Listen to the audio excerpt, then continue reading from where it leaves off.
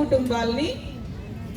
తద్వారా వాళ్ళు అసలు ఏ రకం వ్యవసాయం చేస్తున్నారు, ఎందుకు కెమికల్స్ వాడాల్సి వస్తుంది, న్యాచురల్ ఫార్మింగ్ వలన ఉండే అడ్వాంటేజెస్ ఏంటి, ఇలాంటివన్నీ కూడా మనకి అవగాహన కలుగుతుంది.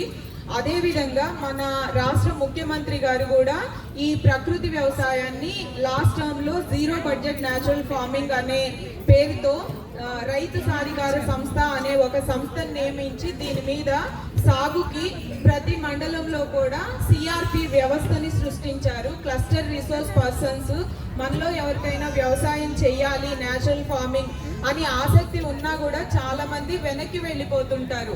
ఏంటంటే ఇది ఎలా చేయాలి, ఇప్పటి వరకు మేము షాప్కి వెళ్ళి పురుగు మందు ఒక డబ్బా తీసుకొచ్చి ఒక మూత కలిపేసేస్తే చాలా సింపుల్గా అయిపోతుంది, అలాంటి సమయంలో ఈ కొత్త విధానాలు మాకు తెలియదు ఎలా చేయాలి అనుకునే వాళ్ళందరికీ కూడా ఈ సిఆర్పిలు మన పొలం దగ్గరికే వచ్చి మనకి దీని మీద పూర్తి అవగాహన ఉంచి బీజామృతం, ఘనజీవామృతం, ద్రవజీవామృతం, మళ్ళీ పురుగుని కంట్రోల్ చేయడానికి కెమికల్స్ ఉపయోగించకుండా కేవలం వేపాకులతోటి మిరపకాయలతోటి ఎలాంటి కషాయాలు తయారు చేసుకోవచ్చు అని ఈ పద్ధతులన్నింటి మీద మనకి అవగాహన కల్పిస్తారు.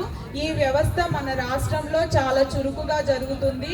46 దేశాల వాళ్ళు వచ్చి దీనిని మన రాష్ట్రంలో జరుగుతున్న ఈ విధానాన్ని అన్ని దేశాల్లో కూడా ఇంప్లిమెంట్ చేయాలి అనే దిశగా కృషి జరుగుతుంది.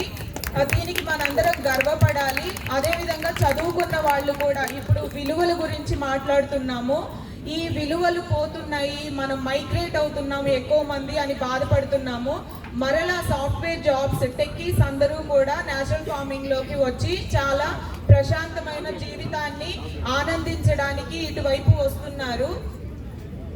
వీళ్ళందరినీ కూడా మనం ఎంకరేజ్ చేయాలి అని అంటే న్యాచురల్ ఫార్మింగ్ గురించి మనం అవగాహన పెంచుకోవాలి.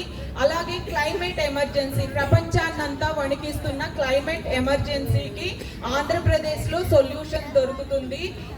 భూమి మీద ప్రవహించే నీటికి 10% ఉంటే భూగర్భ జలాలు అడుగంటిపోతున్న తరుణంలో 90% నీరు వాతావరణంలో ఉంది.